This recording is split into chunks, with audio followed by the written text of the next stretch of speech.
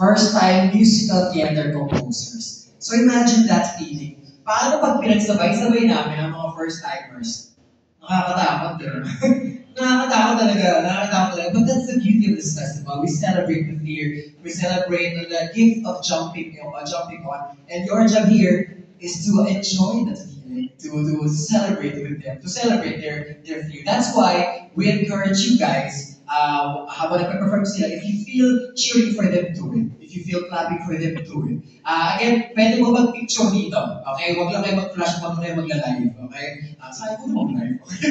Pwede mo kayo mag-picture sa mga moments na ito. Because you guys are the third batch of people na makakapanood ng kanilang debut performance. Okay? You're about to witness the debut of this wonderful artist. So part kayo ng core memory nila.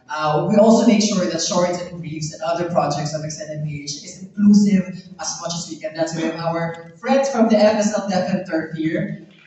They've been with us for 3 years already na tutulong sa amin sa pag-interpret sa musical sa mga tula namin. So, yun. Dinedelay ko lang talaga ang mga salita ko kasi yung mga actors ko kinakabahan na din kung nasa likod. Okay? Pwede ba marinig ang cheer nyo sa kanila? Practice na tayo?